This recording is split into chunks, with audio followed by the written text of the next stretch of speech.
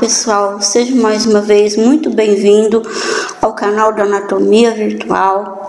Hoje nós estamos começando uma série de vídeos sobre osteologia, mas antes disso, inscreva-se no nosso canal, isso ajuda a divulgar o nosso canal, compartilhe e dê seu joinha.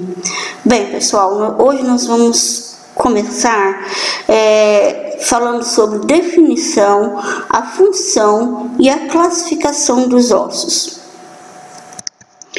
A osteologia, em sentido restrito e etimologicamente, é o estudo dos ossos. Em sentido mais amplo, inclui estudo das formações intimamente ligadas ou relacionadas com os ossos, com eles formando em todo o corpo o esqueleto. Assim sendo, podemos definir o esqueleto como um conjunto de ossos e cartilagens que se interligam para formar o arcabouço do corpo do animal e desempenhar várias funções. No entanto, os ossos são definidos como peças rígidas de números, coloração e forma variáveis, com a origem, estrutura e função semelhantes, e que em conjunto constitui o esqueleto. Então, os tipos de esqueleto que a gente pode encontrar. Então, nós temos o exoesqueleto, o endoesqueleto, nós temos esqueleto artificial, esqueleto natural, esqueletos mistos, que pode ser tanto artificial quanto natural. Então, de acordo com a escala zoológica, que nós temos os artrópodes, por exemplo, que o corpo dele se caracteriza-se por um exoesqueleto. Por quê? O exoesqueleto, porque as estruturas aqui que prendem-se ao corpo dele são externas, constituindo o exoesqueleto, são sustentados por estruturas externas.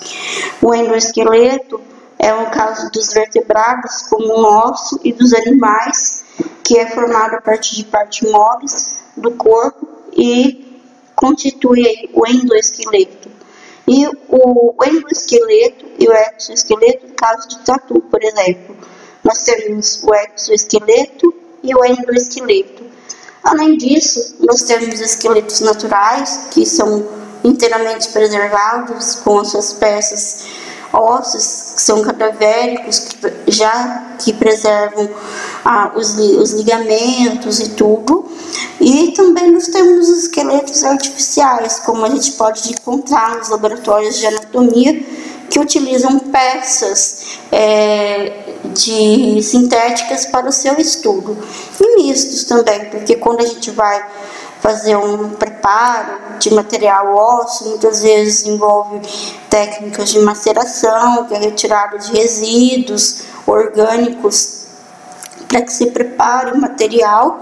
Aí se utiliza-se, além das peças rígidas, naturalmente, a gente utiliza-se de outros materiais também, como mola, parafuso, etc., para poder fazer a montagem.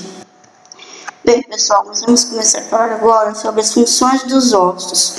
Os ossos têm uma série de funções importantíssimas no nosso corpo. Tem a função de suporte, proteção, participação no movimento, ela ajuda na homeostasia de mineral, auxilia na produção de células sanguíneas e também no armazenamento de triglicerídeos. Vamos ver um pouquinho cada uma dessas funções. Pessoal, locomoção, porque os ossos, eles fazem parte do sistema locomotor. O sistema locomotor ele é constituído por ossos, articulações e músculos. E a participação no movimento é porque os músculos esqueléticos que se contraem, elas exercem tração sobre os ossos para produzir o movimento.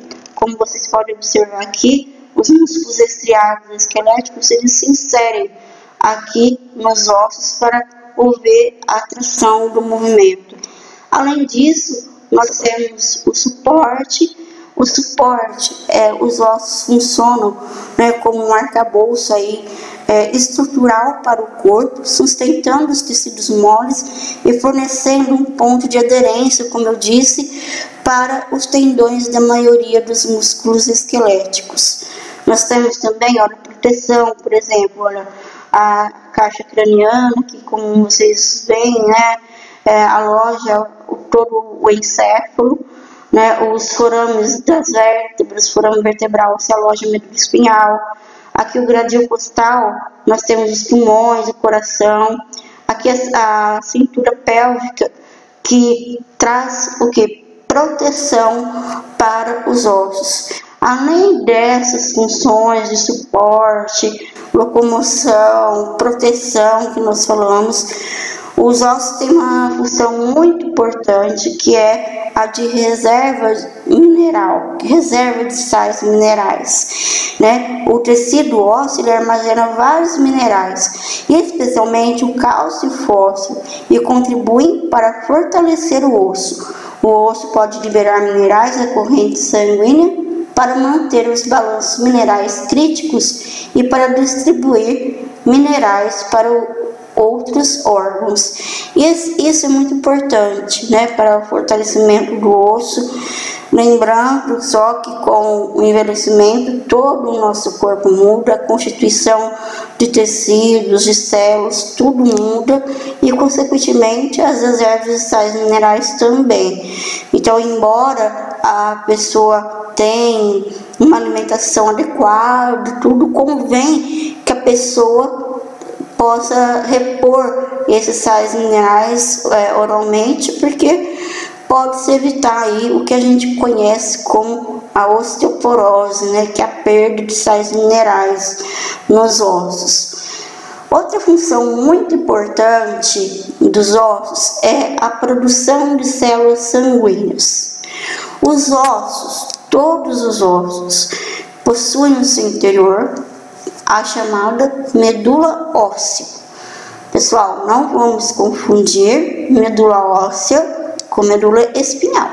A medula espinhal se aloja aqui entre os forames vertebrais e ela é uma estrutura do sistema nervoso central. A medula óssea, ela fica no interior dos ossos, e a medula óssea, ela vai fazer a produção de células sanguíneas, homeostase, né? A produção de células sanguíneas é feita pela medula óssea, que vai promover aí a produção de células sanguíneas vermelhas e brancas, que é a hematopoese.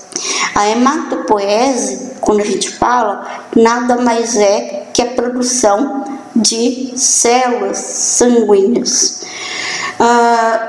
Vocês já devem ter constado algum hemograma de vocês, tudo visto lá, que tem a série branca, a série vermelha, então é nada mais que isso daí. E quando a gente fala, você já deve ter ouvido falar também, transplantes de medula óssea, né, transplante de medula, quando a pessoa precisa, nada mais quando a pessoa está com leucemia, transplantar essas células sanguíneas que são produzidas da medula óssea. Então, como eu disse, todos os ossos vão realizar a hematopoese, que é a produção, né, dessas células sanguíneas através da medula óssea, só que devido o fácil acesso, ele é coletado muito através do externo e através do osso do quadril, devido ao fácil acesso à coleta. Isso que eu comentei agora, pessoal, é mais curiosidade. Então, a divisão do esqueleto. Nós temos o esqueleto axial, que é crânio e coluna vertebral, o esqueleto apendicular, que é membro superior e membro inferior, o cíngulo do membro superior e o cíngulo do membro inferior. Então, se vocês lembrarem, na divisão do corpo humano, como nós explicamos na aula de introdução à anatomia humana 1, quem não assistiu pode assistir, que tem lá, né, ó, a cabeça, o pescoço, o tronco. Então essa parte está relacionada com o esqueleto axial, na qual nós temos os ossos do crânio, aqui os ossos que compõem a coluna vertebral, as costelas, a coluna vertebral. Nós temos também os membros, né? O membro superior, o membro inferior, que é formado por braço, antebraço e mão, que nós comentamos. E aqui nós temos, olha, o membro superior e o membro inferior. Aqui só para você já se habituando com os nomes, nós vamos fazer aula de membro superior e membro inferior, especificamente. Nós temos o húmero, nós temos o rádio, a una, os ossos do carpo e as falanges. Aqui a clavícula e a escápula, que vai formar o cíngulo escapular. O cíngulo escapular, que vai ser o ponto de união entre o membro superior ao esqueleto axial. E aqui o membro inferior, nós temos o fêmur, a tíbia, a fíbula, os ossos do tarso, os metatársicos e as falanges. O membro inferior também se articula ao esqueleto axial através de um cíngulo pélvico formado aí pelos ossos do quadril. Aqui mostra o cíngulo escapular, formado pela clavícula e escápula, e o cíngulo pélvico formado pelo osso do quadril. Então, quantidade de ossos e suas variações. Então, no corpo humano, existe aproximadamente 206 ossos. Só que, como a gente falou, existem variações anatômicas, né? Então, como eu disse, variação anatômica é uma alteração numa estrutura ou órgão, na qual não vai afetar a função do órgão. Então, a gente tem aqui a contaidade, por exemplo, nós temos aqui o osso o crânio do recém-nascido separado, nós temos aqui os dois frontais, dois parietais, o frontal, nós temos o osso do quadril aqui, ilho, isco e pubis. Notem que no recém-nascido, esses ossos se encontram separados pela membrana fibrosa aqui, onde vai ocorrer aquele tipo de ossificação intramembranosa que nós comentamos no vídeo de ossificação intramembranosa. E na fase mais adulta, né, mais avançada, vai se ossificar esses ossos e, consequentemente, vai diminuir o número de ossos. Então, por isso que a gente fala com uma variação quanto à idade. Porque um recém-nascido, por exemplo, tem mais ossos do que um adulto. Assim como no osso do quadril. É um outro exemplo, né? Um outro exemplo que nós temos aqui, ó, o ilho, o isco e o pubis. Aqui também é tecido conjuntivo fibroso. Ocorre a ossificação intramembranosa aqui também para fazer a união, porque é um osso plano, que nós vamos comentar. E aqui ocorre a união entre os ossos. E fatores individuais, nós temos também, vou mostrar uma imagem, que eu disse para vocês, que às vezes na hora de ossificar esses ossos, pode acontecer que forme algum osso a mais. Veja formar, vamos supor, um único occipital, no meio do occipital um ossinho a mais ali, que é um osso chamado osso extranumerário, que eu vou mostrar para vocês, que é uma variação anatômica também. Além disso, nós temos critérios de contagem, porque na audição nós temos os ossículos da audição, que é o estribo, bigorna e martelo, que esses ossos muitas vezes tem anatomistas que vão contar ele e tem anatomistas que não vão contar ele. Então, olha aqui, ó, quanto também o aspectos, né, da anatomia óssea, ela pode se variar quanto a espécie de raça negra, raça branca, tem uma variação quanto à raça, e também quanto ao sexo. No geral, pessoal, os ossos femininos, eles são mais finos, mais delicados do que do homem. A mulher possui essa característica. Uma característica bem evidente, que é fácil de diagnosticar, nós temos aqui, ó, sobre o osso frontal, uma estrutura chamada de arco superciliar. Se você quiser sentir até em vocês mesmos, em comparado com o homem ou em uma mulher, vocês vão perceber que o homem possui o arco superciliar bem mais saliente do que a mulher. Outra diferença é o ângulo da síntese púbica. Aqui a gente tem uma pelve feminina e uma pelve masculina. Nota-se que existem várias diferenças anatômicas entre elas, e uma que é bem evidenciado, que fica caracterizada aí a diferença, é o ângulo da síntese púbica. Observe que o ângulo da síntese púbica feminino é bem maior do que o ângulo da síntese púbica masculina. Quanto à idade, nós já falamos, né, do recém-nascido e do adulto. Os fatores individuais, foi isso que eu falei para vocês. Ocorreu ossificação lá nos ossos do crânio, certo?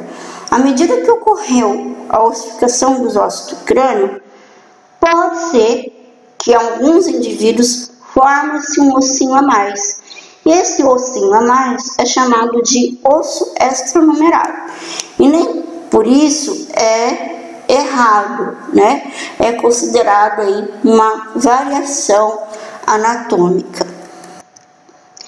Classificação dos ossos. Então nós vamos começar agora a classificar esses ossos. Eles são classificados de acordo com 3 dimensões, que é comprimento, largura e espessura, e também de acordo com a forma do osso.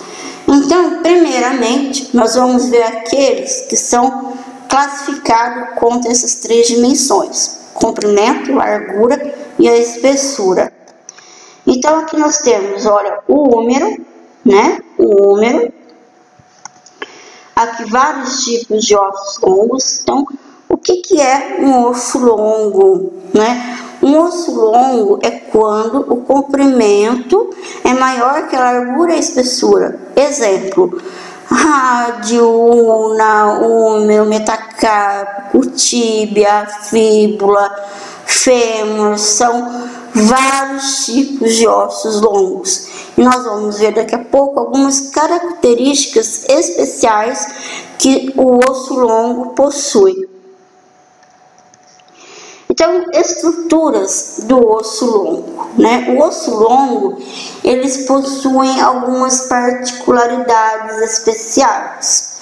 Então, eles possuem 2 extremidades, uma extremidade proximal e uma extremidade distal. Essa extremidade proximal é chamada de epífise proximal e a extremidade distal é chamada de epífise distal. Se nós realizarmos um corte transversal aqui no osso, só lembrando, corte transversal é aquele que separa nível superior de nível inferior.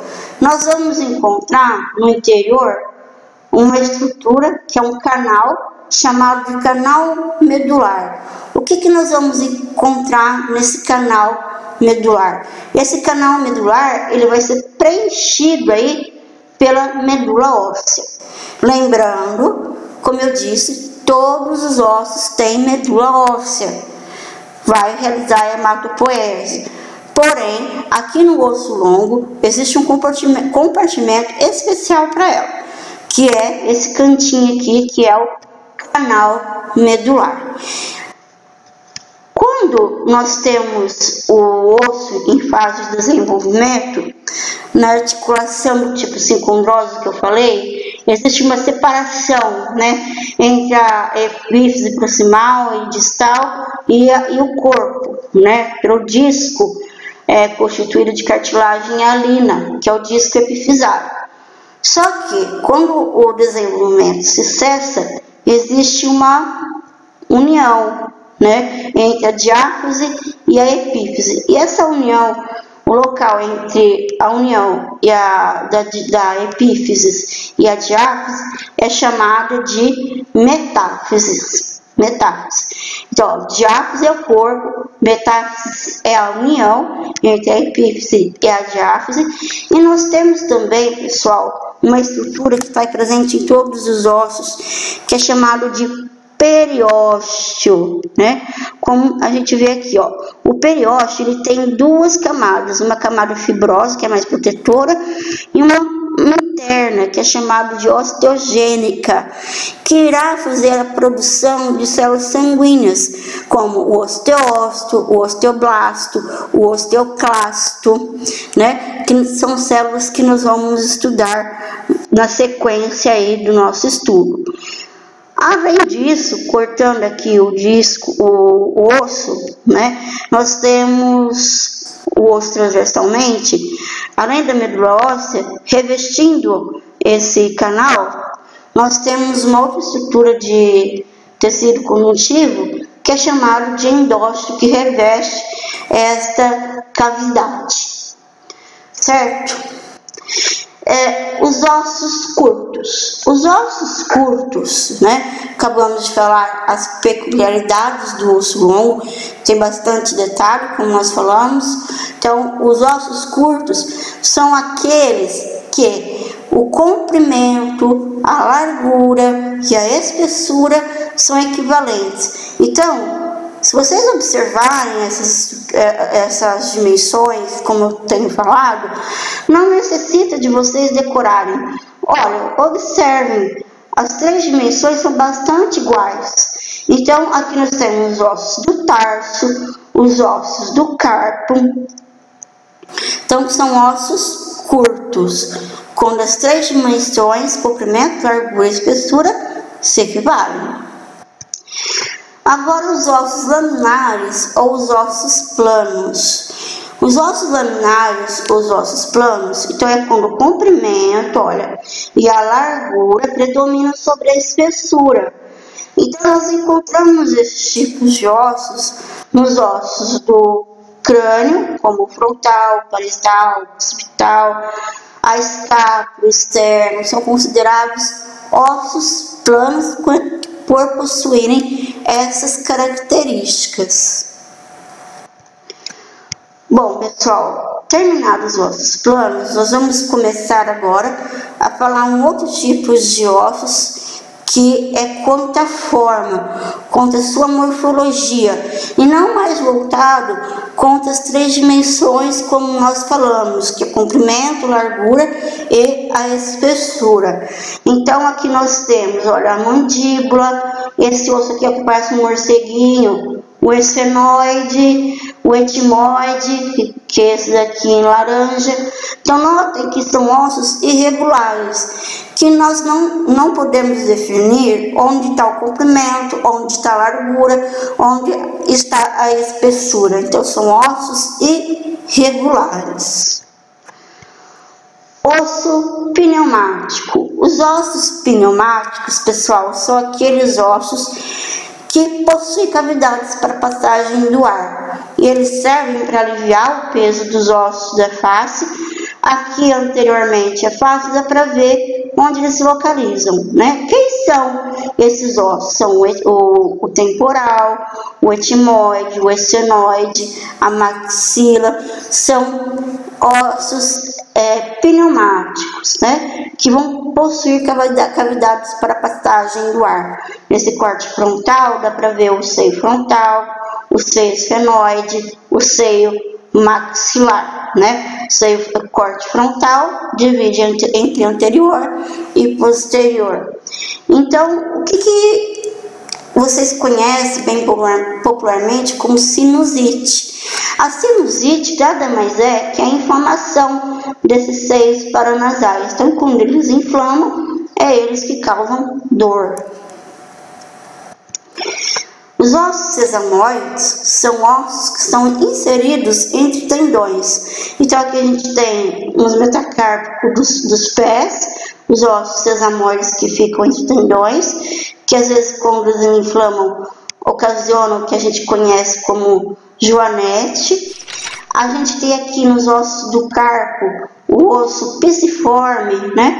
Que localizado também entre tendões, né, ou processos capsulares, que a gente fala, que são ossos sesamoides. E o joelho que vocês dá para vocês sentirem aí, ó, que um ossinho que se move, né? Esse osso que se move é um osso sesamoide. Tipos de substância óssea. Bom, pessoal, existem 2 tipos de substância óssea. Substância óssea compacta e substância óssea esponjosa.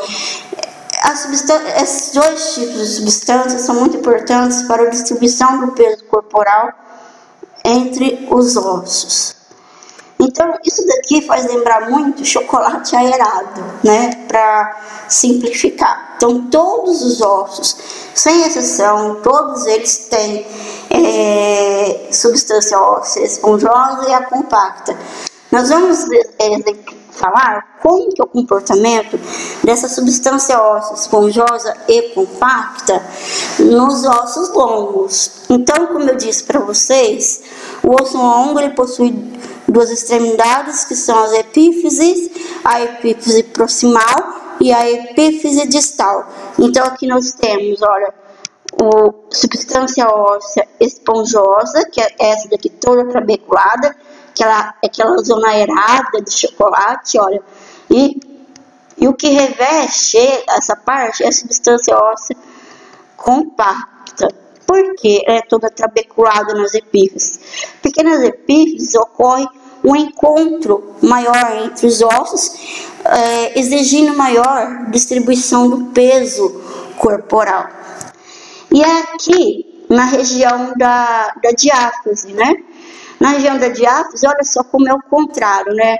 A gente já tem bastante quantidade de substância óssea compacta e pouca quantidade de substância óssea esponjosa. Então, isso aqui no osso longo.